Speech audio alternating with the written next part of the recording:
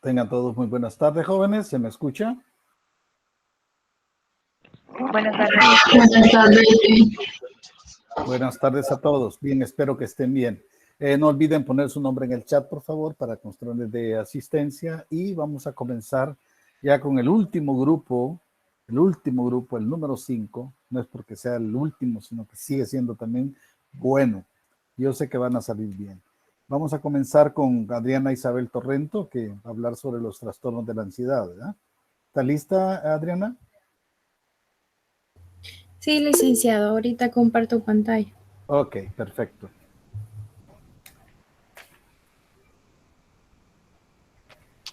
Buenas tardes, licenciado. Solo un comentario. Verónica pedía permiso porque creo que hoy le tocaba la vacunación y no sabía si iba a llegar a la hora para poder integrarse, pero que después iba a integrar a la clase. Y si se convierte en zombie, no va a poder. Se desaparecerá. No, está bien, gracias, Reinita, muy amable. Bueno. Buenas tardes, licenciado y compañeros. Mi nombre es Adriana Isabel Torrento y en este día voy a desarrollar el tema sobre los trastornos de ansiedad. Conoceremos un poco sobre la introducción al tema de trastorno de ansiedad. La ansiedad es una sensación de nerviosismo, preocupación o malestar que forman parte de la experiencia humana normal. También están presentes en una amplia gama de trastornos psiquiátricos, incluidos el trastorno de ansiedad generalizada, el trastorno de angustia y las fobias. Si bien cada uno de estos trastornos es diferente, todos presentan una aflicción y una difusión específicamente relacionadas con la ansiedad y el miedo, ya que la ansiedad es una respuesta normal a una amenaza o una situación de estrés psicológica. La ansiedad está relacionada con la sensación, como allí dice, del miedo, y cumple una importante función, ¿verdad?, en la supervivencia. Cuando alguien tiene que afrontar una situación peligrosa, la ansiedad es desencadenante en una respuesta de una lucha o huida en la persona. ¿Qué es la ansiedad? Es una respuesta normal o una amenaza de estrés psicológica, ¿verdad? Ya que esta respuesta proporciona al cuerpo a través de distintos cambios fisiológicos, como el incremento del flujo sanguíneo en los músculos y en el corazón, a la energía y la fuerza necesaria para afrontar las situaciones amenazantes para la vida, como huir de algo agresivo o enfrentarse a algo que no está psicológicamente preparada. Además de la ansiedad, los afectados, ya que presentan a menudo los síntomas físicos como una dificultad para respirar, presentan mareos, sudoración, taquicardia y temblor en su cuerpo.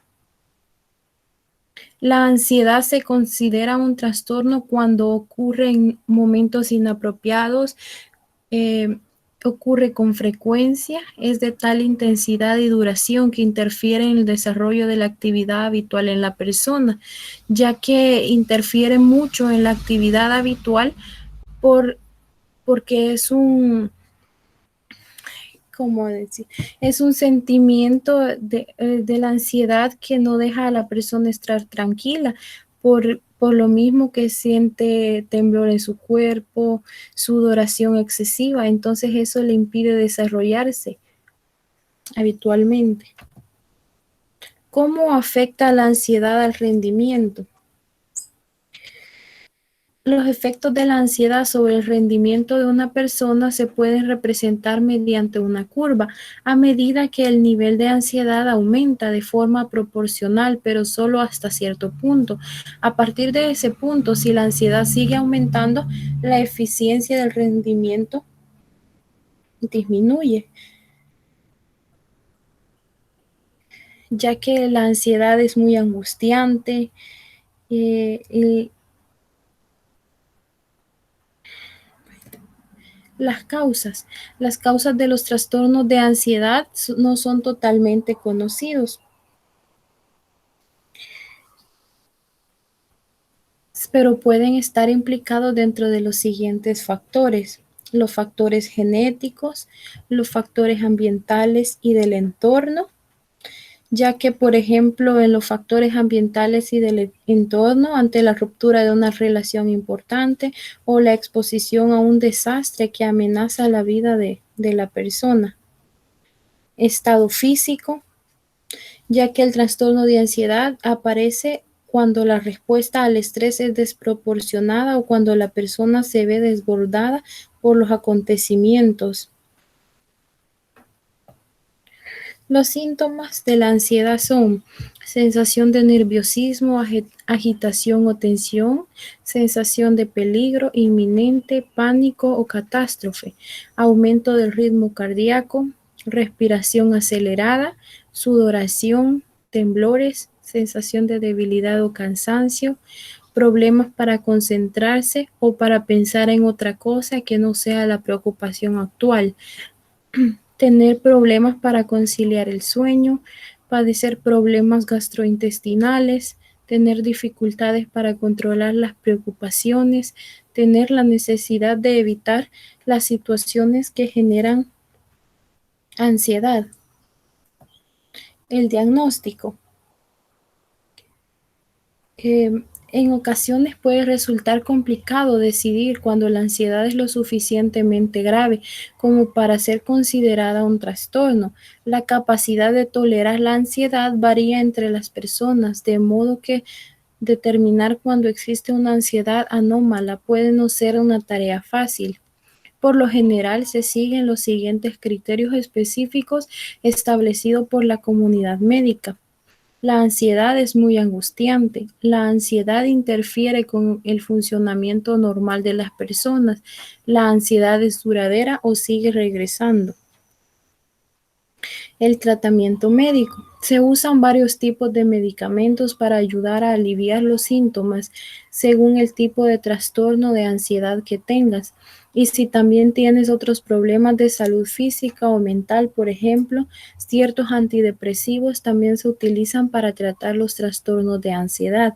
Se puede recetar un medicamento contra la ansiedad llamada buspirona. En ciertas circunstancias, el médico puede recetarte otros tipos de medicamentos, como sedantes, también llamados benzodiazepinas, beta bloqueadores, ya que estos medicamentos sirven para el alivio a corto plazo de los síntomas de ansiedad y no están diseñados para usarse a largo plazo, a largo plazo,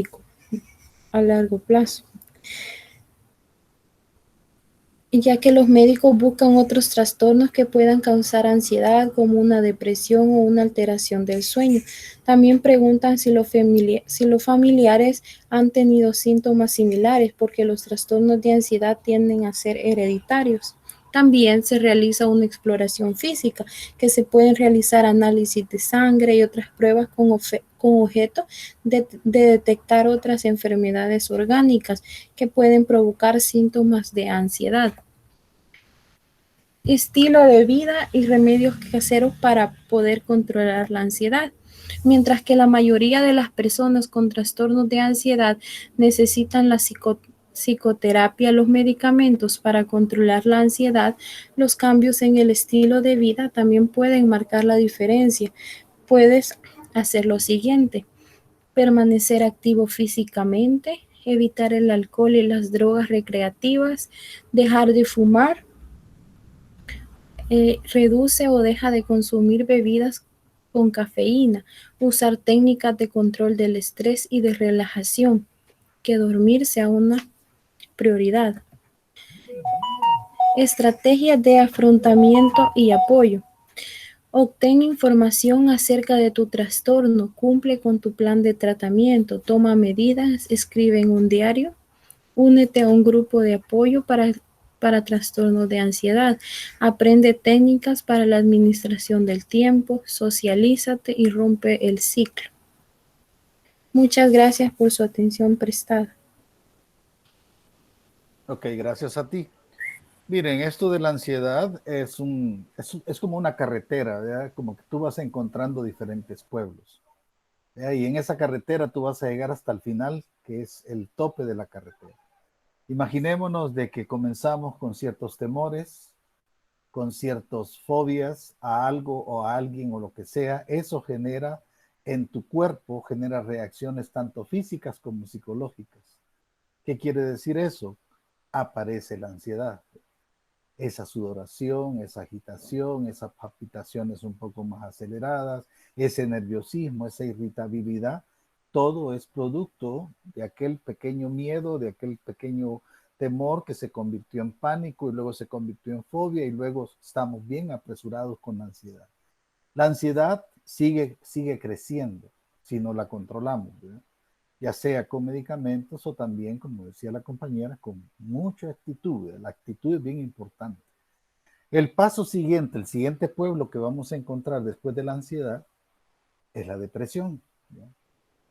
Y la depresión es algo peor todavía que la ansiedad. En la ansiedad, pues tú estabas hasta cierto punto con palpitaciones, con agitaciones, nerviosismo, irritabilidad y todo eso, pero en la depresión venís y viene totalmente hacia abajo todas aquellas reacciones, tanto fisiológicas como psicológicas.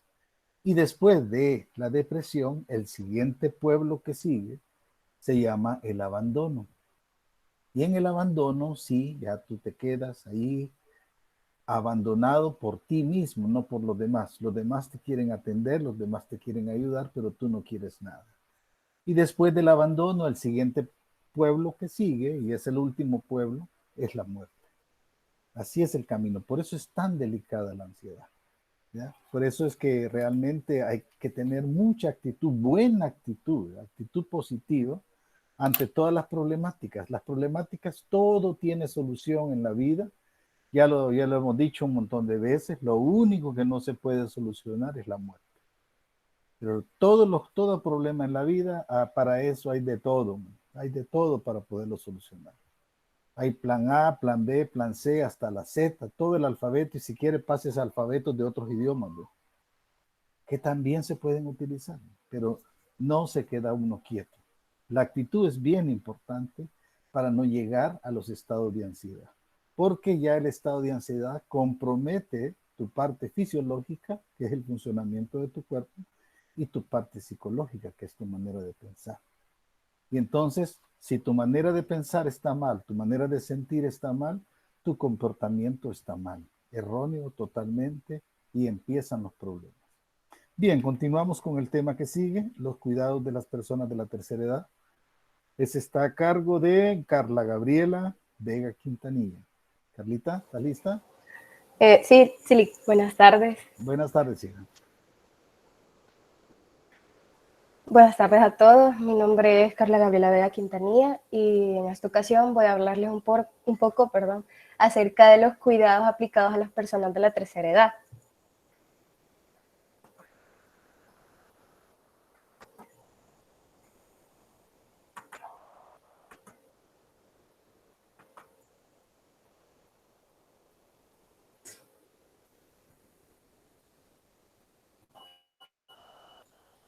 Me avisan, por favor, si se puede visualizar la diapositiva.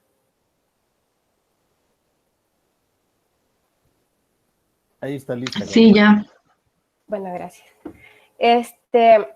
Voy a tratar de ser breve.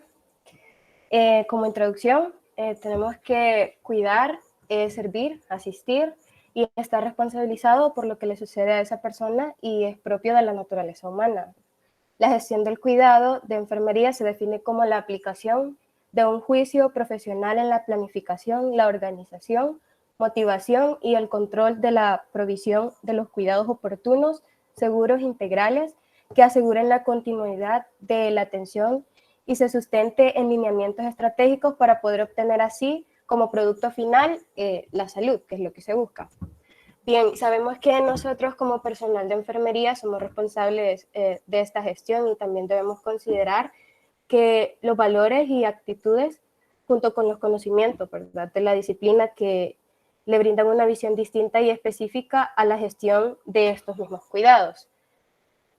Entonces, cuando hablamos de los cuidados que se brindan, se toca el tema de la vejez.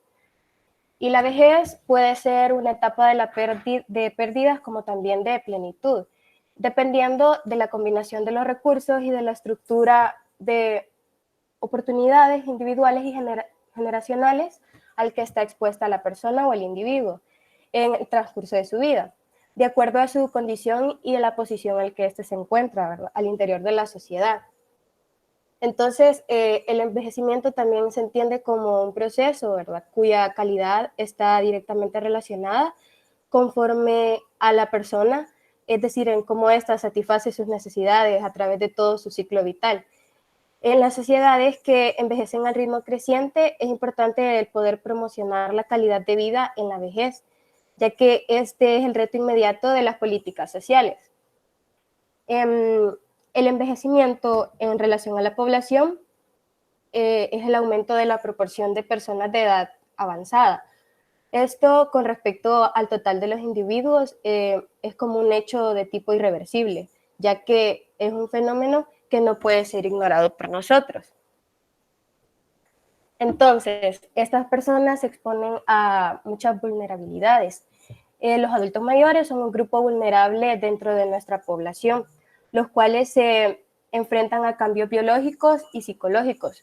También los cambios físicos, ¿verdad? En esta etapa de la vida ocurren pérdidas no solo a nivel físico, sino también a nivel mental. Estos son propios de la edad y donde la influencia del entorno familiar y el medio social es primordial para poder lograr alcanzar una adecuada calidad de vida. Entonces, por lo tanto, decimos que la calidad de vida se percibe como, bueno, eso depende de cómo el individuo lo percibe, ya que tiene su lugar en la existencia y el contexto de la cultura de este. Además que interviene el sistema de los valores en los que vive relacionado con relación a sus propios objetivos, las expectativas y las inquietudes que la persona posee. En el momento actual, las personas mayores son las que representan un grupo poblacional vulnerable debido a los diferentes trastornos que se sufren en el ámbito de manera individual y social, como en la salud, como les mencionaba, física y también mental. En eso también está involucrado lo que es la educación. Y la educación para la salud se rige en la fuerza de la fundamental para poder promover los cambios en relación a la salud de la comunidad, por lo que se contribuye a fomentar los patrones de conducta adecuados en los individuos, a curar enfermedades y a facilitar la rehabilitación del paciente. Nosotros como personal de enfermería debemos promover la salud no solamente en esta etapa, sino en todas las etapas de la vida, ya que una persona que no mantiene hábitos, por decirlo así, saludables en la adultez, en la etapa de la tercera edad o en la vejez, es donde se ven los, por decirlo así, los efectos que esto tiene. Entonces, la salud en la tercera edad es el resultado del estilo de vida que la persona tiene, ¿verdad?, en sus años previos. Eso quiere decir que si la persona nunca hizo actividad física, no tenía una buena nutrición o era deficiente, tenía hábitos nocivos o problemas va a tener, por ende, problemas en su vejez. Y de ahí es la importancia de las actividades y los programas de promoción y la prevención en la salud. También las diversas actividades que bajo el rubro de las acciones de la salud están dirigidas al adulto mayor se ejecutan en diferentes niveles de atención de la salud y han estado vinculadas a las prácticas de la enfermería de manera permanente, progresiva y a su vez dinámica. Con esto quiero tocar el tema de los programas de promoción de la salud. Como sabemos, en los adultos mayores tienen múltiples beneficios para ello, ¿verdad? El incrementar la actividad física, el autocuidado, tenemos que fomentar el autocuidado ya que en esta etapa de la vida es importante. Y a su vez también la capacidad de poder desarrollar las actividades de forma independiente. Esto también aumenta los contactos sociales y a su vez previene de los síndromes geriátricos más frecuentes, especialmente en las mujeres, que son las caídas. Finalmente, esto también disminuye la institucionalización, que es un gran problema en la tercera edad. Y entre las principales como barreras para la promoción de la salud, los que podemos mencionar son las estructuras del servicio a nivel de atención primaria, en donde se exige cumplir coberturas y metas a la población asignada, de modo que la estructura no permite disponer de los tiempos y de los espacios junto con las actividades. Entonces, seguidamente hablamos sobre el protocolo de atención de enfermería con respecto al adulto mayor. Sabemos que el personal de enfermería tiene como premisa fundamental el cuidado de los pacientes, pero esto debe tener presente un orden metodológico, ya que todo se basa como en jerarquías, debido a los aspectos que se consideran necesarios para poder cumplir con la calidad de los cuidados que se proponen para realizar en cada paciente. Entonces decimos que tanto en centros externos como en las comunidades, debemos llevar también esa educación hacia nuestras casas, ¿verdad? Todos en nuestras casas supongo que o tenemos abuelitos o personas mayores, entonces debemos iniciar el promover el tipo de autocuidado en nuestro hogar y así llevarlo, extenderlo hasta nuestras comunidades. También en los centros internos de salud, como les mencionaba, los hogares de ancianos, los asilos.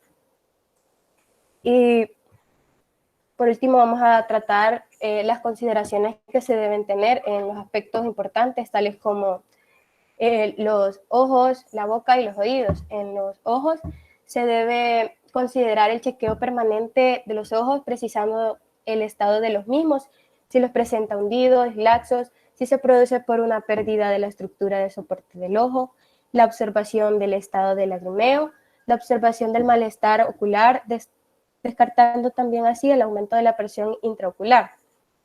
Como sabemos, en esta etapa una de las deficiencias es la pérdida de la vista, así como entre otras, ¿verdad? Como la pérdida de masa muscular y otras importantes que se dan. Entre ellas también la boca, se debe valorar la causa de la pérdida del apetito, insistiendo en molestias a la ingestión y la pérdida del sentido del gusto por la resequedad que se da en las mucosas. También se debe valorar la habilidad en el proceso de la masticación.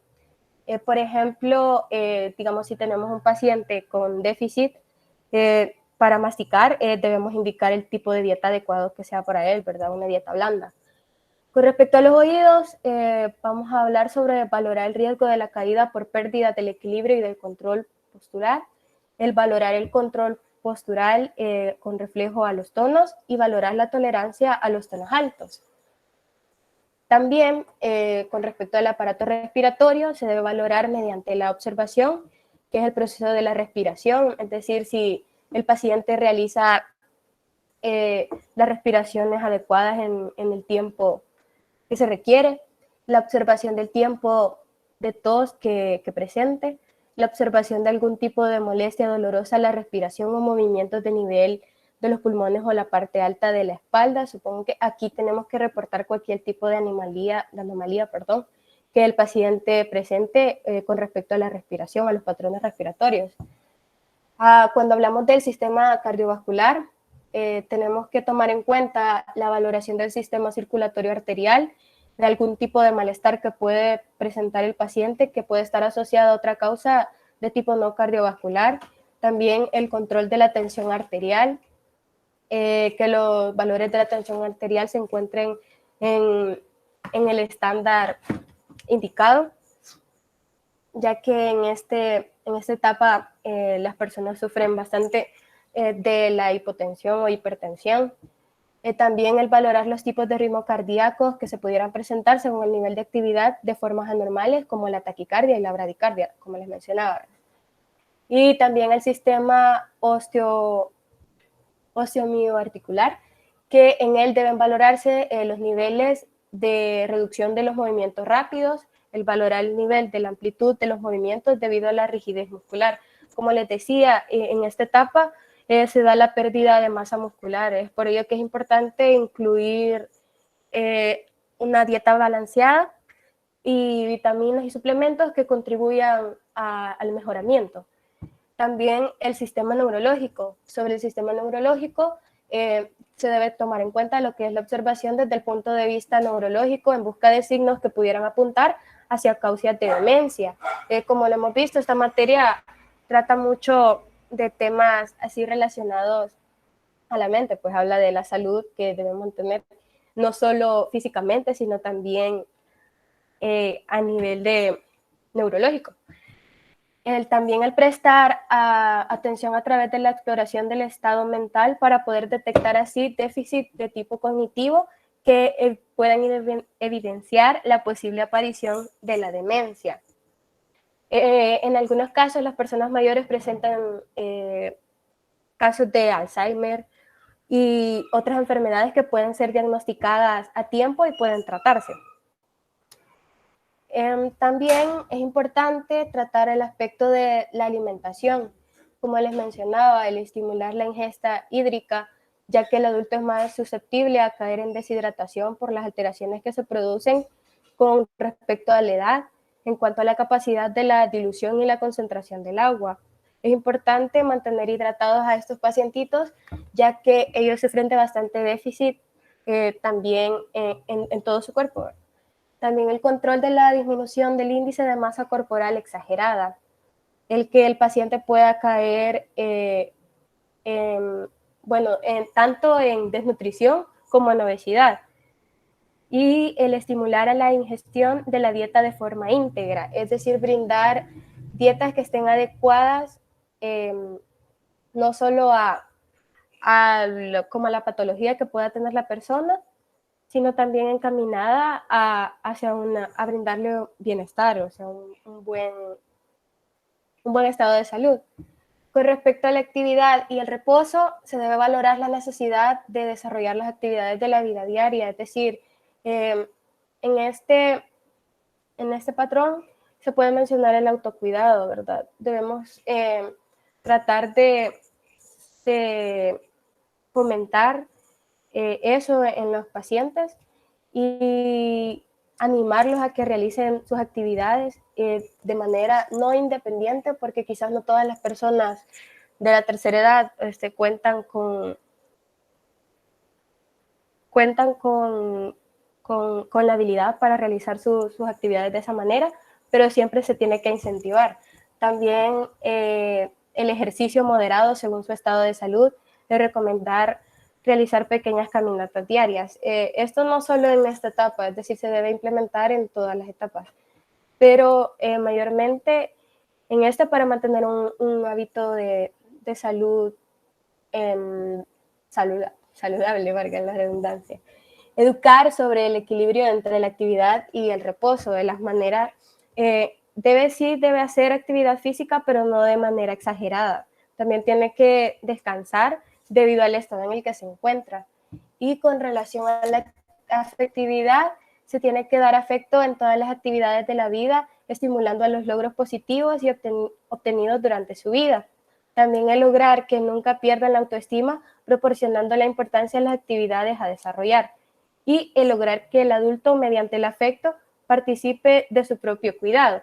Fomentar el autocuidado y brindar apoyo, ¿verdad? En esta etapa, ya que, como nosotros sabemos, es bastante difícil.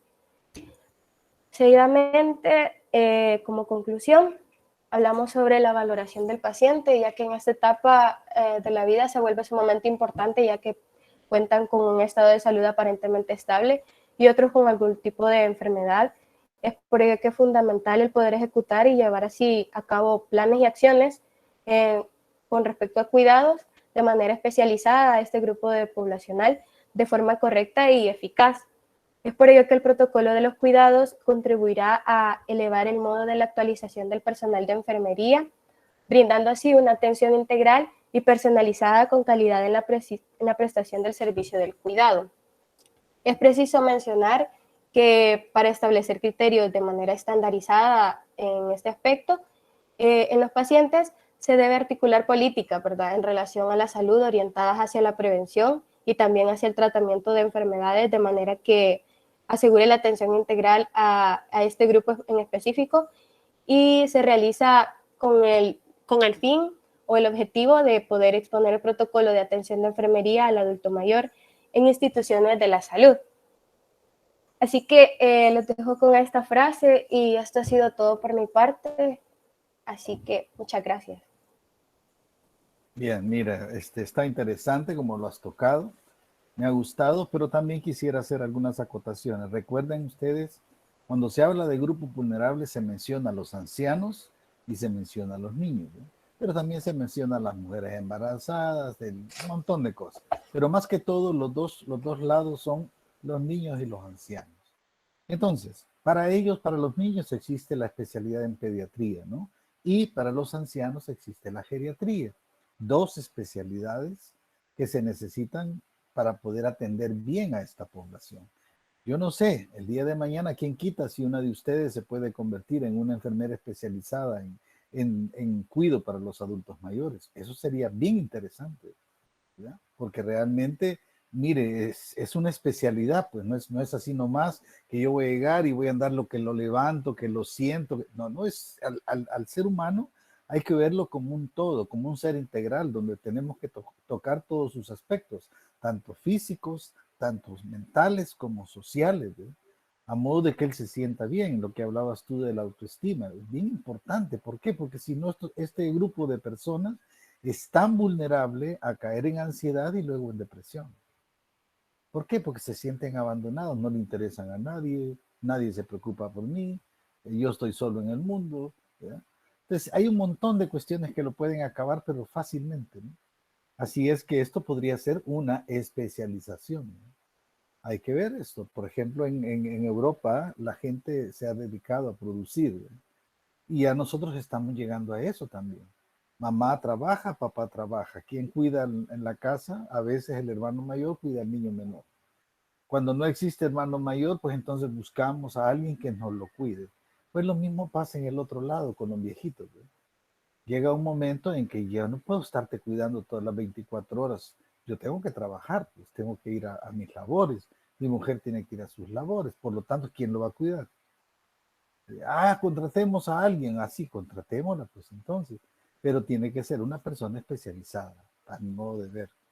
En Europa, por ejemplo, el año pasado, nada menos, se fue un grupo de estudiantes de enfermería, yo creo que ya estaban graduados de técnicos en enfermería, que se fueron a Alemania a especializarse más en el trato de cuidado a personas de la tercera edad. Porque miren, yo les voy a decir una cosa, si alguien son tan especiales en Alemania son los ancianos.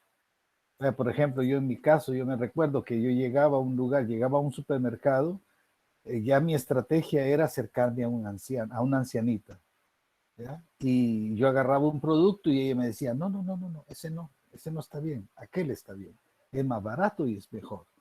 Y entonces a mí siempre me aconsejaban. Yo cada vez que llegaba al súper me encontraba siempre con las viejitas ahí. Y ahí llegaba yo, hola, ¿qué tal, abuelas? ¿Cómo están? Chicas, se les llenaban los ojos de vida, ¿no? Con solo que se les hable ya se sienten importantes, ¿no? Y si les pregunto yo algo, mejor todavía porque se sienten más importantes. Reinita, tú trabajas mucho con ancianos, ¿verdad? Sí, licenciado. ¿Cuál ha sido tu experiencia en relación a esto? Pues trabajar con ellos, aparte de ser una gran responsabilidad, requiere sobre todo mucho corazón, ¿verdad? Porque uno tiene que tener esa capacidad de comprender, de respetar porque a pesar de que ellos pues tal vez ya no se pueden valer por sí mismos, uno Ujú. tiene que ser los pies y las manos de ellos, ¿verdad? Y Y los ojos entonces también. sí, y eso es lo que a veces lo hace uno muy frágil. Y ellos siempre están aconsejándolo a uno, porque por ejemplo, uno va y va pasando y le dice, niña, mire, eso le va a hacer daño, no lo tome así, o si está enferma de la gripe, no se vaya a bañar. Ellos lo andan aconsejando a uno, ¿verdad? Entonces, tienen como esa precaución. Así es. Y por ejemplo, ¿verdad? Sobre todo lo que yo más he aprendido en el trabajo con ellos es respetar su costumbre. Así No es. se les puede imponer nada porque ellos se sienten tan valiosos así. Ahí se junta, ahorita, por ejemplo, ahorita están ellos en su refacción. Ahorita están en grupitos, están comiendo su cafecito con pan y cada quien tiene su tema. Mm. Y es de respetar esa área porque para ellos es lo más sagrado.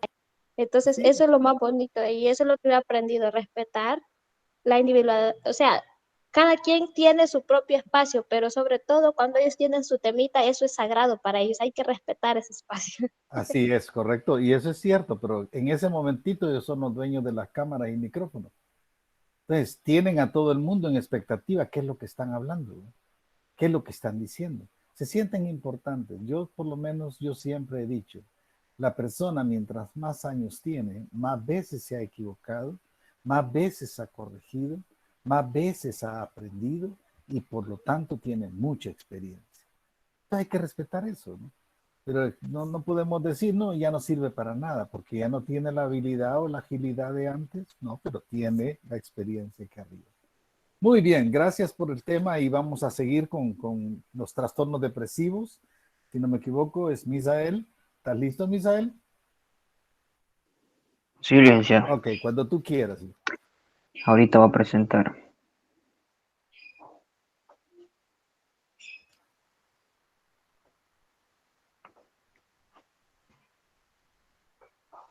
Sí, se ve, ¿verdad? Ahí estamos ya. Ok. Bueno, pues me ha tocado el tema de trastornos depresivos. Primero quería, como, no sé, definir estas dos palabras, ¿verdad?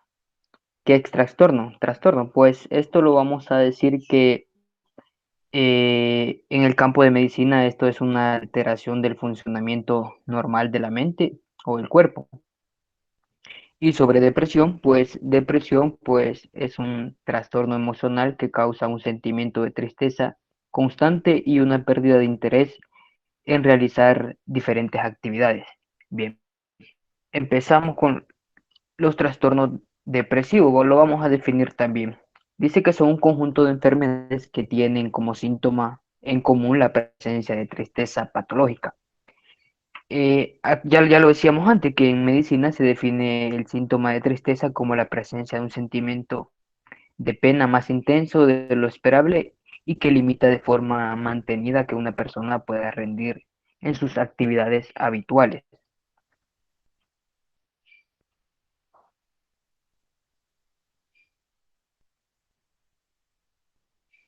Vamos a clasificar los trastornos depresivos, pues existen diferentes tipos y bueno, cada uno se va a caracterizar por desregularización negativa del estado de ánimo según su duración o presencia temporal o sus posibles causas. Vamos con el trastorno depresivo mayor. Este pues es el tipo de depresión más grave, tal y como su nombre indica. Este se caracteriza por la alta intensidad de los síntomas y por el hecho de que están presentes durante prácticamente todo el día.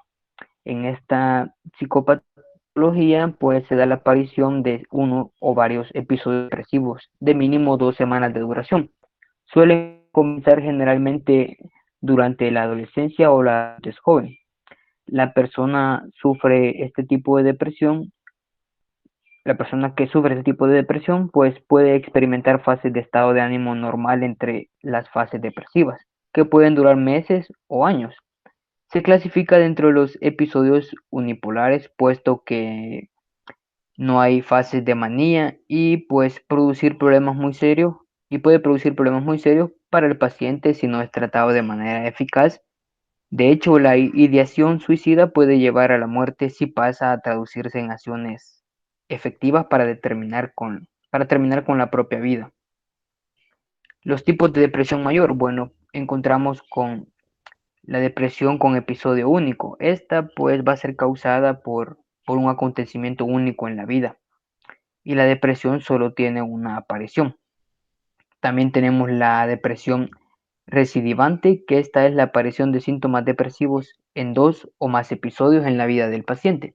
La separación entre un episodio debe ser de al menos 2 meses sin presentar los síntomas. ¿Cuáles son los síntomas de esta depresión? Pues estado de ánimo depresivo la mayor parte del día, o si bien casi todos los días. Pérdida de interés en las actividades que antes eran gratificantes. Pérdida o aumento de peso. Insomnio o hipersomnia. Baja autoestima. Problemas de concentración y problemas para tomar decisiones. Sentimiento de culpabilidad. Pensamientos suicidas, agitación o retraso psicomotores casi todos los días, fatiga o pérdida de energía igual casi todos los días. Tenemos también otro tipo que esta es la distimia. Dentro de los tipos de depresión, esta pues es menos grave que la anterior. Es un tipo de depresión unipolar, lo cual no incluye síntomas maníacos e interfiere en el funcionamiento normal y el bienestar del individuo que lo sufre. La característica esencial de este es que el paciente se siente depresivo durante la mayor parte del día, la mayoría de los días durante al menos 2 años. Puede decirse que es una especie de depresión mayor, estirada en el tiempo, pues dura más, pero es algo menos intenso en cuanto al malestar que genera y al peligro que supone. No necesariamente tiene por qué experimentarse una fuerte tristeza, sino que muchas veces lo más común es que exista un sentimiento de falta de propósito y de motivación como si nada importase. ¿Cuáles son los síntomas de esta? La pérdida o aumento de apetito, al igual que en el anterior, el insomnio o la hipersomnia, la falta de energía o fatiga, la baja autoestima, dificultades para concentrarse o tomar decisiones también, y el sentimiento de desesperanza. Luego vamos con la depresión maníaca. Este tipo de trastorno, también llamado trastorno bipolar, se clasifica como un tipo de trastorno del estado de ánimo. Pese a que podemos incluirlo dentro de los tipos de depresión, combina estados depresivos con estados de manía, es decir, existen altibajos extremos. El trastorno bipolar es una patología seria y no debe confundirse con un estado, con un estado de inestabilidad emocional.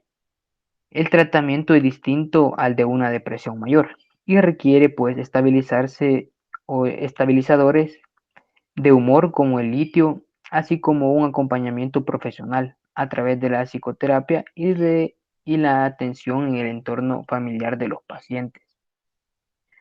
Los síntomas de esta, pues vamos a encontrar autoestima exagerada, menor necesidad de descanso y sueño, mayor distracción e irritabilidad, excesiva participación en actividades placenteras y de alto riesgo que puedan provocar consecuencias dolorosas. Por ejemplo, el comportamiento provocativo, destructivo o antisocial, aumento de la locuacidad, por ejemplo, el aumento en la velocidad del habla, cambios rápidos de tema, intolerancia a las interrupciones, sentimientos de excitación o de euforia, marcados cambios de estado de ánimo, por ejemplo, y inusidamente feliz o tonto, extrañamente enojado, agitado o agresivo. También vamos a encontrar mayor deseo sexual, mayor nivel de energía, escaso sentido común en personas sensatas. Tenemos también el trastorno depresivo estacional o SAD. Este recibe este nombre y se caracteriza por ocurrir durante una cierta época del año.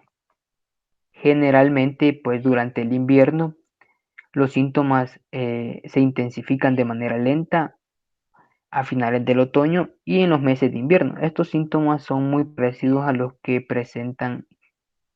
se presentan en otros tipos de depresión, por ejemplo, la desesperanza, el aumento de apetito con aumento de peso, el aumento del sueño, o también el poco sueño es más común con otras formas de depresión.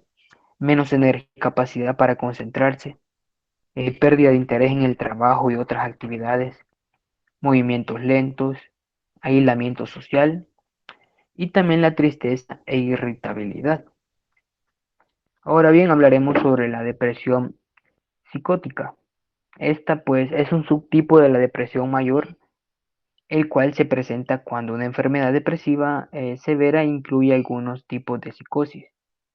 A diferencia de los demás tipos de depresión, esta se caracteriza con la presencia de síntomas psicóticos, como lo son alucinaciones o delirios que alteran cualitativamente el modo en que éste percibe la realidad. También tenemos la depresión postparto. Esta dentro de los tipos de depresión se va a caracterizar porque puede ocurrir poco después del parto, pues puede presentarse hasta un año más tarde de que se ha dado a luz, o también es habitual que ocurra dentro de los primeros meses después del parto. ¿Y cuáles podrían ser las causas de esta depresión? Pues los cambios del nivel corporal del embarazo y el parto, debido al cambio hormonal, los cambios en las relaciones laborales y sociales, tener menos tiempo y libertad para sí misma, cambios en el ciclo del sueño, vigilia debido al nacimiento y preocupaciones acerca de su capacidad para ser una buena madre. Ahora bien, cuando hablamos de causa de la depresión, pues se va a desconocer cuál sería exacta la causa, al igual que sucede con muchos trastornos mentales. Puede comprender diferentes factores, como las diferencias biológicas. Las personas con depresión tienen cambios físicos en el cerebro. La importancia de estos cambios aún es incierta, pero con el tiempo pueden ayudar a identificar las causas. El tratamiento. Bueno, pues tenemos que tiene que plantear de forma totalmente individualizada este tratamiento, ya que existen diferentes tipos de trastorno y los síntomas se pueden presentar de manera diferente en una persona y en otra. Las principales alternativas terapéuticas disponibles son el tratamiento pues, psicológico y el farmacológico. Ambas no son excluyentes entre sí, todo lo contrario, puesto que en amplísimo porcentaje las personas con un trastorno depresivo se benefician del tratamiento combinado, el psicológico con el farmacológico. ¿Cuál es el tratamiento psicológico? Bueno, pues la terapia psicológica cognitivo-conductual y en menor medida la terapia pues esta interpersonal han demostrado científicamente su eficacia en el tratamiento a corto y largo plazo de la mayor parte de los trastornos depresivos. Cuando se utiliza la palabra tratamiento se refiere a un proceso de intervención, en este caso con técnicas psicológicas, dirigido a modificar una condición patológica o desadaptada, para así conseguir mejorar el estado de la persona que la tiene. En base a esta definición, el apoyo, el consejo, el acompañamiento o el hablar son alternativas por sí solas, aunque pueden tener su actitud sobre la persona, por ejemplo, sobre el estado de ánimo, no son tratamientos psicológicos. Y bien, ¿cuál sería como el objetivo esencial de este tratamiento? Pues, como ya lo decíamos, el tratamiento de los síntomas depresivos, al igual la modificación de los rasgos de personalidad que predisponen a la aparición de trastornos depresivos. También otro objetivo sería el aprendizaje de estrategias de identificación precoz de los síntomas y de prevención de recaídas. Y por último tenemos el tratamiento farmacológico. Pues dentro de los diversos grupos de fármacos que pueden prescribirse en el contexto de un trastorno depresivo, los antidepresivos representan el eje principal de este tratamiento, ya que la eficacia de este tratamiento está muy bien demostrada para los casos moderados o graves de depresión mayor. Por el contrario, no se dispone de una adecuada base científica como sugerir una elevada eficacia en las personas que tienen un episodio leve de depresión mayor, de una distimia o de un trastorno adaptativo. A pesar de ello, pues la experiencia clínica sugiere que en determinadas situaciones sí puede ser recomendable en este amplio subgrupo de pacientes, pues la prescripción de un fármaco antidepresivo en combinación con el tratamiento psicológico, como lo decíamos antes. Podemos decir que los fármacos antidepresivos van a hacer efecto a partir de la tercera o cuarta semana de ese tratamiento. Asimismo, pues es importante comentar que se disponen de muchos fármacos antidepresivos, cada uno de ellos con una característica particulares en cuanto a su eficacia y especialmente en cuanto al perfil de los efectos adaptativos. Esto sería todo, pero antes yo quería, no sé, para finalizar, que el licenciado pues nos pueda dar como un consejo, ya en este caso de depresión, o sea, un consejo que nos pueda servir a todos nosotros. Esto sería todo.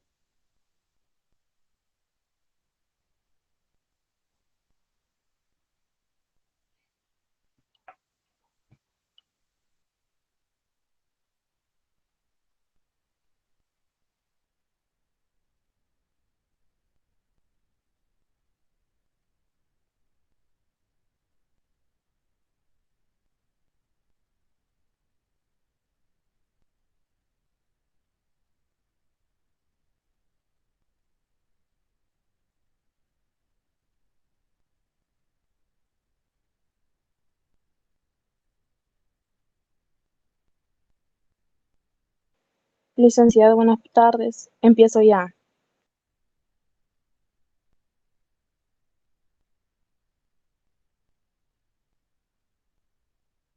Ok, puedes comenzar ya.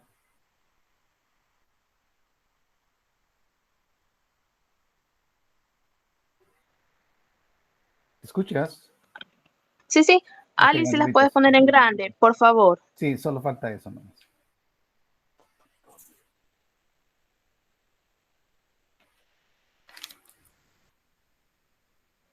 Bueno, tengan muy buenas tardes. Mi nombre es Marielo Zabaletti y les voy a hablar sobre el ser humano como ser sociable. Siguiente, porfa. Bueno, cuando se habla de un ser social, sobre todo a propósito del ser humano, se está haciendo referencia a su necesidad de existir dentro de una sociedad. Esto quiere decir que se forme parte de un colectivo o de una comunidad, de la cual obtiene un sentido de pertenencia y un sentido de identidad colectiva. Todos los seres humanos, considero yo que no hay ninguno que diga que se va a aislar al 100% en su vida. Todos necesitamos de una compañía o de sentirnos parte de un grupo de, ya sea colectivos, comunidades, etcétera. Siguiente, por favor. Se dice que este rasgo humano, el de ser un ser griego, lo cual se Gregario, refiere, es gregario. gregario, perdón, el cual se refiere a que tiende a formar comunidades. Es como lo que les decía anteriormente, que todos tenemos la necesidad de formar parte de algo. Esto ha sido reconocido desde épocas antiguas por estudiosos de nuestra especie. Por ejemplo, el filósofo griego Aristóteles, que él llamó al ser humano como un animal político o un animal cívico, que en el sentido de que, a diferencia de otros animales, el humano es capaz de crear sociedades con un alto nivel de organización y socialización compleja, lo que los animales no pueden hacer. Siguiente, por favor. También se dice que el hombre como ser social, que refiere a la relación con otros hombres, va a ser caracterizado por Marx a través de dos planos. El primero de ellos se refiere a la colectividad, en el cual el ser humano existe en tanto a tal relación con los demás y a consecuencia de esa relación en una comunidad. En el sentido de Aristóteles, el segundo plano nos habla que refiere a la determinación histórico-social, donde el ser humano se apropia de las capacidades, ideas, organizaciones y conductas, donde, por ejemplo, nosotros en las exposiciones nos apropiamos de la información que nosotros recolectamos y nos aprendemos para poder explicarle a los demás. Así es un ejemplo como cuando todas las personas nos apropiamos de algo. Siguiente, por favor. Luego pasamos con el ser humano como un sujeto social. Bueno, esto quiere decir que el ser humano requiere de la interacción y de la convivencia con otros seres humanos, ya sea para educarse, desarrollarse y hasta reproducirse. ¿Por qué reproducirse? Porque para traer a un bebé no somos nosotros, no somos autónomos de eso, necesitamos otra persona para poder reproducirnos. También dice que no existe ser humano que pueda vivir únicamente como un individuo, aislado de los demás. De hecho, el ser humano adquiere su condición humana a partir de su vínculo con otros, ya que nosotros vamos aprendiendo cosas de la otra persona. Siguiente, por favor. Se dice que así como la sociedad influye sobre el sujeto social, esto influye en la sociedad, ya que se considera que la relación que nosotros tenemos con la sociedad es una relación recíproca. Esto quiere decir de que si yo sé algo, se lo enseño a la otra persona, y si la otra persona sabe algo, me lo enseña a mí, y así mutuamente nos estamos dando nuevos conocimientos. Luego dice que el vínculo entre el sujeto social y sociedad, por otro lado, es tan estrecho que resulta complejo establecer una diferencia entre las características innatas del hombre y aquellas que adquieren socialmente. Siguiente, por favor. Luego está el sujeto social según la sociología. En el ámbito de la sociología, la idea de sujeto social se emplea sobre todo con referencia al individuo, que consiste de su realidad y que se agrupa con otras personas que tienen intereses y problemas familiares y comienzan a actuar en grupo para lograr mejorar su posición. Esto hace referencia a que cuando nosotros tenemos problemas, por eso mismo una persona no puede ser aislada al 100%, ya que ya sea el problema que sea, nosotros siempre buscamos a alguien para que nos ayude a buscar una solución, y es en lo que se hace referencia, que si tenemos un problema en el grupo lo podemos arreglar. Siguiente, por favor. De ahí Reid defiende que los seres humanos estamos naturalmente dotados de las herramientas necesarias para conocer de modo confiable la realidad en que vivimos. Aquí hace referencia a que todos nacemos con la capacidad de las habilidades, las características y las cualidades de adquirir conocimiento nuevo, poder emplearlo y enseñárselo a las otras personas. Siguiente, por favor. También es importante resaltar la dimensión individual del hombre en el pensamiento de Aristóteles, puesto que el ideal más elevado, la vida teorética o contemplativa de la verdad, se sitúa en el ámbito del hombre individual. La vida racional se desarrolla, por tanto, a nivel individual, pero solo es posible en comunidad. Si no, uno se convierte en una bestia o en un dios. Esto es como les decía en las diapositivas anteriores, que todos necesitamos de todos para desarrollar ciertas capacidades y habilidades. En definitiva, la felicidad a la que aspira el hombre solo se puede alcanzar a través del desarrollo de su naturaleza, a la vez individual y social. Porque es cierto que a veces nosotros decimos que necesitamos nuestro espacio, el cual ese espacio en cierto momento nos hace felices, pero no toda la vida nos vamos a sentir felices de estar solos. Porque, por ejemplo, con nuestro grupito de amigos, nosotros nos sentimos felices de estar disfrutando, hablando de todas las cosas. Pero así como también les decía que hay momentos en que nos sentimos felices de estar solos. Siguiente. Ahora, con los enfoques de la psicología social sobre la naturaleza social del ser humano. Siguiente. Esto se divide en tres. El primero es el carácter social como dato biológico, lo cual lo social de los seres humanos viene dado por el conjunto de ritos y normas que se han ido formando y transmitiendo históricamente de generación en generación y que permite a las personas positivamente sus instintos. Siguiente.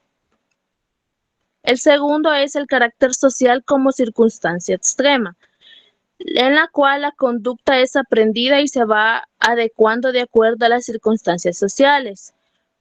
Cuando estas circunstancias, refuerzan, es decir, que recompensan, ya sea monetaria, aceptación del grupo, publicidad, admiración, etcétera, que satisfacen a una persona.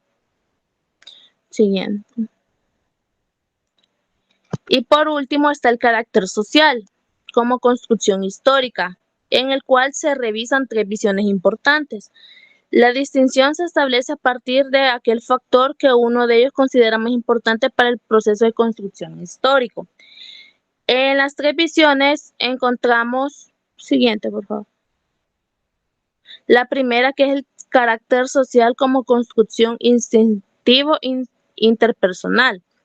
en el cual nos dice que para Freud, desde el punto de psicoanálisis, este factor son las fuerzas instintivas que hablan de la pulsión, de la vida pulsión o de muerte tanat.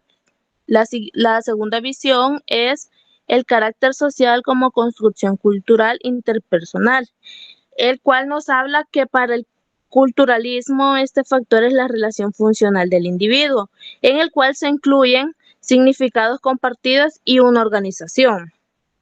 Y la última visión nos trata sobre el carácter social como construcción grupal o interpersonal, en el cual para el marxismo este factor son las relaciones macrosociales que constituyen a una persona, en el cual según este enfoque la individualidad de las personas es dada por la personalidad y la realidad humana, ya que es formada históricamente como uno de los influjos sociales que coinciden en la individualidad. Y para concluir con este tema, básicamente nos habla de que todas las personas necesitamos rodearnos de otras para ir adquiriendo conocimientos nuevos, porque cuando nacemos no venimos con todos los conocimientos adquiridos, sino que los vamos adquiriendo a lo largo de nuestra vida cotidiana. Como les decía, esto es recíproco. Yo sé algo, se lo enseño, esa persona me lo enseña y así vamos adquiriendo cosas nuevas cada día más y nos quedamos con la satisfacción que cada día aprendemos cosas nuevas. Y esto ha sido todo de mi parte. Muchas gracias. No, gracias a ti, estuvo muy interesante. Hay que recordar que el ser humano por naturaleza es social, ¿verdad? Nosotros no podemos estar solos, como lo estabas mencionando. Todos necesitamos de todos, ¿verdad? El desarrollo de las ciencias, el desarrollo de las tecnologías ha sido a través de el intercambio de ideas, el ensayo y error, el compartir las ideas, el mejorar las ideas. Nadie es dueño del conocimiento, que quede claro, ¿verdad? El conocimiento está ahí para aquel que lo quiera obtener y que lo quiera tener. Por eso es bien importante el cultivarse y tratar de saber de todo, ¿verdad? Hay que tratar la manera de investigar, hay que tratar la manera de utilizar las herramientas que tenemos a la mano para buscar información. Esas herramientas hoy están a la orden del día. Quien no las quiere tocar es porque no quiere. Cree que a lo mejor el teléfono o el celular sirve para otra cosa. Yo lo dudaría. Yo preferiría mejor que el teléfono me sirva a mí para buscar información. Es una computadora en chiquito.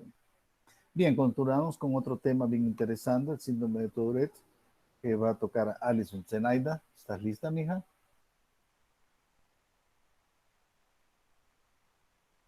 Alison Zenaida, ¿estás ahí? Ahí está, ya viene ya.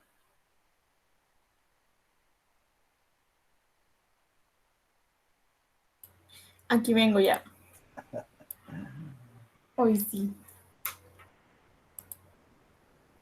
Y buenas tardes, mi nombre es Alison Zenaida Zabaleta Vargas y este día yo les voy a hablar acerca del síndrome de Guillain de la Tourette. Tenemos los primeros puntos, ¿verdad? Que son el significado, las causas, el diagnóstico y el tratamiento. Voy a comenzar hablando acerca de qué es el síndrome de Tourette. Y se dice que el síndrome de Guillain de la Tourette, conocido como el síndrome de Tourette, es un trastorno neurológico que se manifiestan en la primera infancia, por lo general, cuando los niños tienen entre 5 y 9 años de edad o en la adolescencia antes de los 19. Y se dice que el síndrome de Tourette se caracteriza mucho por los tics motores o fónicos que perduran durante más de un año y que es una afección que provoca movimientos musculares y repentinos y repetitivos y sonidos conocidos como tic. Y aquí podemos ver una pequeña imagen donde es a un niño como haciendo un gesto. Luego dice que los tic los conocemos como movimientos y están los tic motores o también como sonidos que son los tic vocales. Son breves, rápidos, repetitivos, estereotipados, no rítmicos y carentes de objetivo, Y dice que los tic afectan sobre todo la cara, el cuello y los hombros y suelen ser más frecuentes en los varones.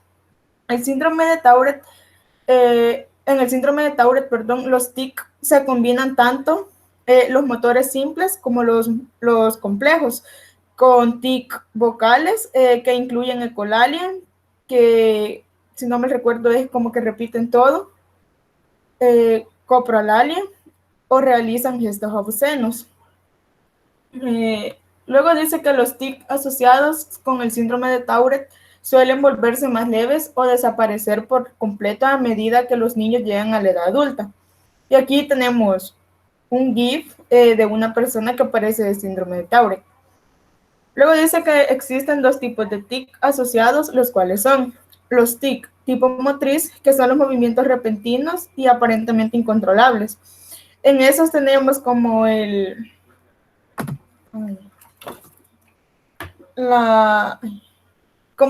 parpadeo, y luego tenemos los tic vocales, que dice que son como aclararse la garganta, aspirar por la nariz o murmurar. Luego dice que los tics se dividen en simples o complejos. Los tics motrices son simples y suelen involucrar solo un grupo de músculos, como pestañear o hacer muecas.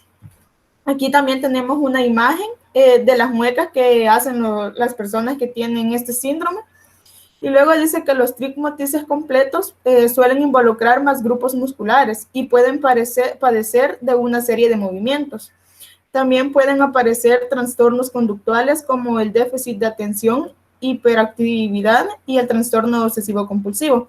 También aquí abajo tenemos un pequeño ejemplo de los tics motrices complejos, ¿verdad? Donde dice que pueden hacer una serie de movimientos también y a la vez pueden tener grupos musculares. Luego dice cuál es la causa del síndrome de Tourette y los tics. En la mayor parte de los casos, la causa de los tics es desconocida. En el síndrome de Guillain de la Tourette es habitual encontrar una agregación familiar, indicando una clara tendencia genética. Esto significa que es el resultado de un cambio en los genes que es heredado. Se pasa de los padres a los hijos, o que ocurre durante el desarrollo en el vientre de la madre. Luego dice que algunas investigaciones apuntan a cambios en el cerebro y a problemas con la forma en que se comunican con las células nerviosas. Tal vez se deba a un desequilibrio en los neurotransmisores, como sustancias químicas del cerebro que transportan las señales de los nervios de una célula a otra. Luego dice que algunos estudios han revelado que los siguientes factores pueden estar relacionados con el ST, pero se necesitan más investigaciones para poder comprender estas relaciones. Y entre ellos tenemos el fumar durante el embarazo, las complicaciones del embarazo, el bajo peso al nacer y las infecciones. Luego tenemos el diagnóstico. Dice que para diagnosticar el síndrome de Tourette, el niño debe tener varios tipos de diferentes TIC durante al menos un año. Los TIC deben ser específicamente varios tipos, como el motriz y al menos un TIC de tipo vocal. Pueden ocurrir todos los días o esporádicamente a lo largo del año. Los niños con síntomas del síndrome de Tourette deben consultar a un neurólogo, un médico que se especializa en problemas con el sistema nervioso. El neurólogo tal vez les pida a los padres que lleven un registro de los tipos de TIC que tienen y con qué frecuencia ocurren. Luego dice que no existe un análisis específico para diagnosticar el síndrome de Tourette. Por el contrario, el profesional de cuidado de salud diagnostica el síndrome después de revisar los antecedentes familiares y la historia clínica, de observar los síntomas y de hacer un examen físico. Luego tenemos el tratamiento y dice que así como el síndrome de Tourette es diferente en cada persona, el tratamiento puede ser diferente. Si bien no existe una cura para el síndrome de Tourette, la mayoría de los tics no afectan la vida cotidiana. Si lo hace, los médicos pueden recomendar medicamentos para controlar los síntomas. Y también se dice que el síndrome de Tourette no es un trastorno psicológico, pero a veces los médicos envían a los niños y a los adolescentes, a un psicólogo o un psiquiatra. Ver a un terapeuta no detendrá los tics, pero puede ayudar a hablar con alguien acerca de los problemas o sobrellevar mejor el estrés y aprender técnicas de relajación. Luego tenemos que los tics suelen ser más graves ante la primera mitad de la adolescencia, ya que la mayoría de personas ven una gran mejoría cuando se acercan a los últimos años de la adolescencia, o a los primeros años de la vida adulta. Sin embargo, algunas personas continúan teniendo tics en la vida adulta. Y aquí también está un pequeño GIF de una persona adulta que tiene tics. Luego dice que muchas personas no comprenden qué es el síndrome de Tourette o qué lo causa, entonces no saben cómo actuar cuando está con alguien que tiene tics. Si las personas observan o hacen comentarios, los niños y los adolescentes con síndrome de Tourette quizás se sientan avergonzados o frustrados. Quienes padecen este síndrome tal vez, deban explicarle acerca del trastorno a otras personas o hacerle frente a la burla, ¿verdad? Y aquí tenemos algunos como consejos, ¿verdad?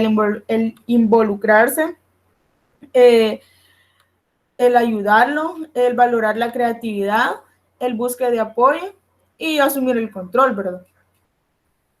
Y eso ha sido todo de mi parte. Gracias. Muy bien. Tuviste tus tics en el momento de exponer, pero se te perdonan. No, miren, este síndrome es bien complejo, ¿no? La verdad que la gente no lo entiende, ¿verdad? De repente ven a un niño haciendo muecas y muecas y muecas, y mientras más lo observan y mientras más lo señalan porque está haciendo muecas, eso aumenta su ansiedad y la ansiedad lo lleva a que los tics se vuelvan más repetitivos todavía y más con más frecuencia, ¿no?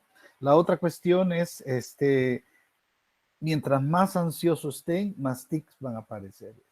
Y además de eso, cuando tú mencionabas la ecolalia es la repetición de las palabras, ¿no? Dichas quizás en tercera persona, ¿verdad? Si tú dices casa, él dice casa, y ese es ecolalia, es como un eco. Se presiona la palabra ecolalia, viene de eco. Cuando hablamos de cropolalia, estamos hablando de que esto es algo incontrolable, no es la proliferación de un montón de expresiones involuntarias, de palabras obscenas o socialmente inapropiadas o comentarios despectivos, ¿no? Mientras más ansiosos estén, ellos insultan más sin tener ningún motivo aparente, ni mucho menos dirigido a X, Y, Z persona en especial. Simplemente ellos no tienen ese control, ¿verdad? Un tic no se controla, el tic aparece, ¿no? ¿Cuántas veces no nos ha temblado el ojo a nosotros y queremos parar el ojo que deje de temblar, pero no se puede? No se puede porque es un tic nervioso.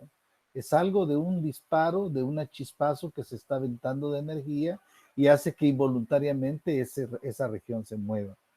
Y cuando se envían al psicólogo, aunque no es una enfermedad psicológica ni mucho menos psiquiátrica, es porque el psicólogo o el psiquiatra le pueden enseñar técnicas en las cuales de relajación que le permitan bajar un poco la ansiedad, que le permitan aceptar su condición de una manera más racional, ¿verdad?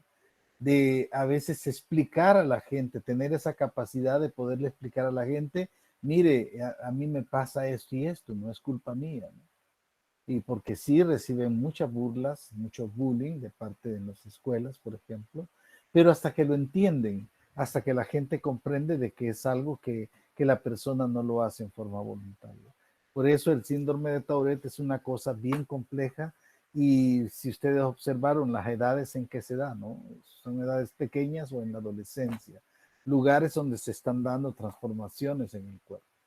Bien, pasamos al tema de la violencia intrafamiliar con Julita. ¿Estás lista, Julita? Sí, ya. Eso, sí debe ser. Ahorita lo comparto, permítame. Ay, la Alison, mira, pues.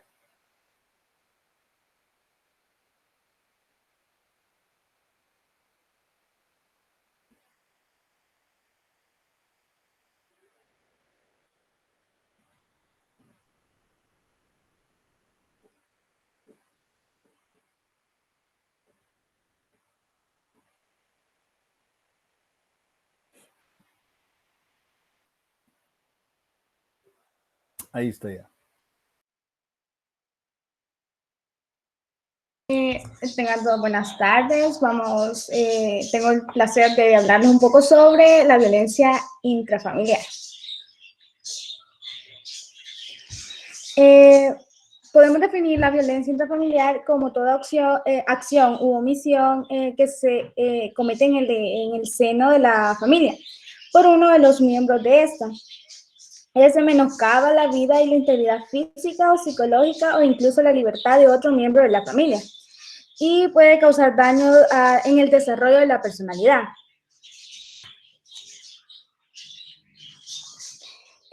Podemos decir que frecuentemente el abuso de poder se relaciona en el contexto de las relaciones humanas familiares, en especial hacia sectores de situación de vulnerabilidad. Con frecuencia son mujeres, niñas, niños, adolescentes y personas adultas mayores. Sin embargo, cabe mencionar que en ocasiones a los hombres también se les comete violencia intrafamiliar.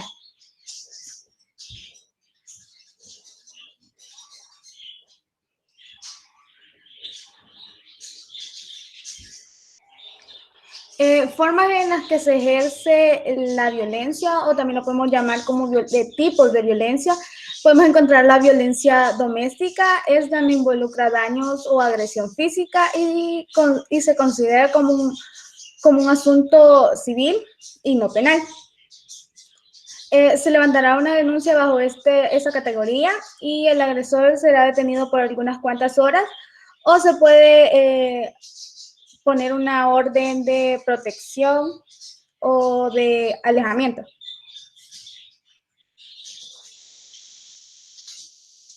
Tenemos la violencia física. Esta es la que se manifiesta a través de lesiones graves o ya puede ser menores, que no requieren asistencia médica mayormente, pero que igualmente causa un gran daño a todos los niveles de la víctima. Tenemos la violencia emocional, y esa es la violencia que no es física, sino que es a nivel sentimental, agrediendo las emociones de un miembro de la familia.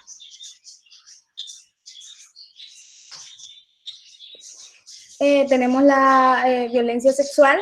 Esta se manifiesta de forma agresiva y forzada, donde se le obliga a una persona a tener únicamente contacto sexual, siendo este el único interés. También denigra y humilla y ultraja a dicha persona que es miembro de la familia. Tenemos también la violencia económica, y este es el abuso absoluto del poder financiero en el hogar, donde se establece castigos monetarios por parte del agresor, y asimismo hay impedimento hacia la pareja para que éste trabaje, aun siendo necesario el sostenimiento dentro de la casa. Dentro de las causas de la violencia intrafamiliar podemos tener cuando las personas no se educan para tolerar, para aceptar y terminar volcándose violentamente con otra. Aquí podemos mencionar que cuando una persona está pequeño y dentro de su núcleo familiar se ejerce la violencia intrafamiliar, cuando crezca tomará ese como ejemplo y también hará violencia intrafamiliar dentro de su núcleo familiar. También tenemos una de las causas, que es la falta de control de los impulsos hacia otras personas. También cuando no se ha tenido un buen desarrollo vínculo afectivo, las personas no son capaces de establecer, por lo tanto adoptan conductas agresivas. También tenemos la incapacidad de resolver problemas. A esto lo podemos mencionar o ejemplar con cuando la única solución, en vez de dialogar, ocupan los puños como solución. También tenemos otra causa, que es el alcohol o el consumo de drogas, ya que estas nublan la mente de las personas, como se dice, y normalmente las personas se vuelven violentas al consumir drogas. Todas estas causas pueden evitarse o corregirse con ayuda de un psicólogo.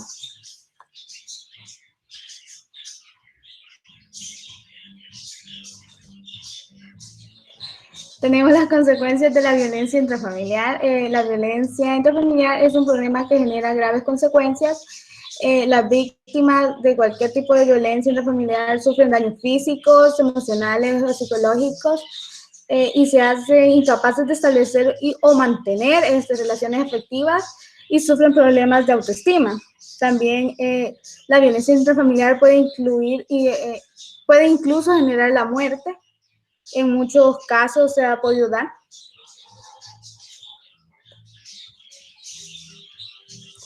¿Y cómo hacer en caso de que la víctima, en caso de ser víctima de violencia familiar? Pues primeramente, la persona que está sufriendo de violencia intrafamiliar tiene que tener un gran valor, porque al estar dentro de esa violencia, tienen miedo, mayormente las personas, si hablan, la persona que está violentando, tienen, ¿cómo explicarlo? La persona que está violentando a la otra persona ejerce miedo ante ella para que no hable, pero al superar esto y al tener el valor suficiente es necesario acudir a buscar ayuda a los institucionales especiales. En eso podemos mencionar 911, también en los centros de salud también se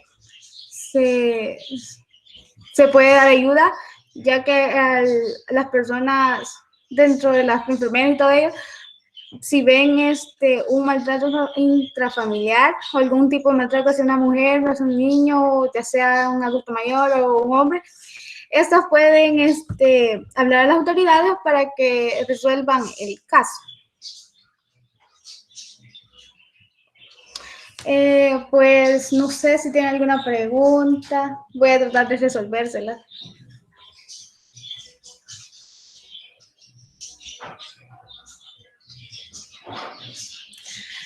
Bueno, entonces eso sería todo de mi parte. No te quieren preguntar, eso es todo. Bien, jóvenes, gracias, te agradezco mucho. Estuvo muy bonita. Yo creo que hemos dado hasta cierto punto un cumplimiento a un montón de temas. El día de hoy, este fue el último tema que nosotros teníamos designado para el día de hoy. Y realmente ha sido bien interesante el hecho de compartir diferentes opiniones en lo que hablaban del ser sociable, ¿no? Nosotros intercambiamos información y eso nos ha ayudado a conocer diferentes tópicos y también a tomar algunas ideas o decisiones para el futuro de qué quiero hacer yo de mi vida. Eso es bien importante. Y qué no quiero hacer en mi vida, porque también esto de la violencia intrafamiliar es algo que puede ser repetible de hijos y pasado de generación en generación. Un niño que ha sido criado dentro de un ambiente de violencia intrafamiliar no conoce otra cosa más que la violencia y que esa es la manera de expresar el amor que siento por X y Z persona, ¿no? A través de los golpes, a través de los insultos, la denigración o todo lo que tú quieras llamarle. Esto es una conducta totalmente erróneamente aprendida, ¿no? Y como ustedes saben, ya hablamos de la personalidad, es pura influencia social, ¿verdad? Desde que estoy en el vientre materno yo empiezo a recibir ciertos estímulos y llego hasta viejo y termino en la muerte y hasta ahí dejé de aprender. Entonces, yo los quiero felicitar realmente y los quiero también invitar a que recopilen ya la información. Ya está el espacio abierto donde ustedes tienen que ir poniendo las capturas de pantalla de que ustedes ya tienen todas las exposiciones que hemos tenido. En total serían 30 exposiciones. ¿Ya? Por favor, empiecen a revisar eso y cuando ya tengan esa captura de pantalla, entonces me la envían y entonces yo voy a empezar a calificar ya lo que es el parcial. Conmigo terminaríamos hasta aquí, ¿verdad? Y realmente no los conocí en persona. Sí. Yo tengo una pregunta. Dime. No sé si no escuché, pero lo de la captura dijo que se lo enviáramos ¿cómo? hay un espacio que está habilitado en la plataforma, así como muchos de ustedes empezaron a subir ya sus presentaciones, ¿eh? Hasta la fecha yo había comentado que eran 19 más o menos que ya existían ahí. Así que les invito a todos los demás a ir poniendo esas presentaciones dentro del espacio que dice ahí, colocar aquí las exposiciones. Luego, cuando se van recopilando todas, ustedes tienen que hacer una captura de pantalla de que me mandan a mí como evidencia de que ya tienen todas las exposiciones, están en su poder. Como dije yo, el objetivo es de que realmente toda esta información que hemos compartido sea usado el día de mañana como material de apoyo, a modo de que usted también pueda buscar información cuando la necesite. Usted sabe que tiene algo ahí, ¿no? Esa es la importancia de que le doy a este tipo de exposiciones. Y pues conmigo, como les decía, hasta aquí terminamos, ¿verdad? No nos conocimos personalmente, lamentablemente, pero algún día sí. No sé cuándo, ni cómo, ni dónde, pero algún día nos vamos a conocer. Pero sí ha sido un agrado de conocerlos a través de la vida virtual, en la cual pues hemos compartido, ustedes saben bien, yo he llamado a la gente por su nombre, aunque no las conozca, pero sí, yo le digo que mire, que Alison, que Zenaida, que Julita, las trato con tanta familiaridad como que las conociera. Yo a Reinita le tengo mucha estima porque sé dónde trabaja y sé la profesión que tiene, ¿verdad? Que es muy especial. Entonces, quieras o no, pues vaya, yo escucho sus conceptos y eso es bien importante. Y realmente fue un placer trabajar con ustedes. Espero que sigan siendo profesionales como lo han demostrado hasta ahorita. Acuérdense de que se han fijado una meta, lleguen hasta ahí y cuando lleguen ahí busquen otra meta para alcanzarla posteriormente. Así que vamos a llegar hasta ahí, jóvenes. Cuídense mucho y estén pendientes. Yo voy a estar pendiente de que ustedes suban. Cuando ya estén listas, pues yo empiezo a poner notas. Mientras no estén listas las capturas de pantalla, las exposiciones subidas, que ya cada quien me diga, ya tengo las 30, entonces estamos bien. ¿Alguna pregunta que haya quedado alguna duda? Lick, yo tengo una duda. Sí, dime. Hay unas presentaciones que están elaboradas ya sea en Canva o en Genially. Entonces los compañeros han subido los links. No sé si ellos pueden proporcionarnos las diapositivas o podemos hacerlo de otra manera. Por lo menos yo lo que he hecho es que en un archivo de Word he pegado los links y le he puesto el tema. Así es, pero yo también eso hice lo que mi compañera dijo. Era más fácil. Puedes abrir los links bien fácilmente, ¿no? Porque ahora en la plataforma ya solamente te está apareciendo. Por ejemplo, antes aparecía, digamos, en la presentación de la clase, aparecía. Ahora solo aparece el link.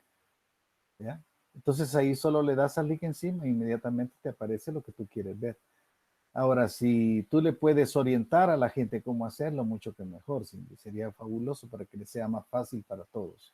El asunto es que lo que yo quiero tener es la evidencia de que usted tiene las 30. Y los compañeros tienen responsabilidad, porque esa es parte de su nota, de subir cada una de las presentaciones, como lo hayan hecho, en Canva, como tú dices, o en otro, pero en Word, no sé. Así es que busquemos la fórmula de cómo subirlas todas y que cada uno tenga las 30. Eso es lo único que yo deseo y es lo único que yo voy a calificar. ¿Estamos? ¿Alguna otra pregunta?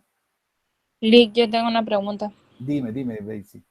¿Hasta cuándo exactamente tenemos para enviar esa captura? Se supone que esta semana. Ah, ok. Sí, porque estaba viendo que faltan 5 en subir. Sí, esos son los que faltan, ya lo estuve viendo yo también. Y les animo a los compañeros que faltan, yo creo que tal vez serán las últimas 5, no lo sé, pero puede ser que se apresuren, por favor. Se supone que ustedes tienen el parcial el jueves. Entonces, lo ideal sería que para el fin de la semana esté esto listo, para que yo el viernes inmediatamente empiezo a poner notas y inmediatamente yo las mando al registro. Y a mí no me gusta quedarme con las notas de ustedes. Son de ustedes y ustedes tienen derecho a conocerlas. ¿Alguien más? ¿Preguntas? ¿Todo nice? ¿Todo bien? Bien, si no hay más, pues con mucho gusto y les agradezco mucho el que me hayan aguantado, como yo los aguanté a ustedes también. Nos aguantamos. Cuídese, Lick. Cuídese bastante, bendiciones. Gracias igual, hija. Cuídense ustedes también. Chao, chao. Gracias, Muchas Lick. gracias, Lick. Bendiciones. No, con mucho gusto, con mucho gusto.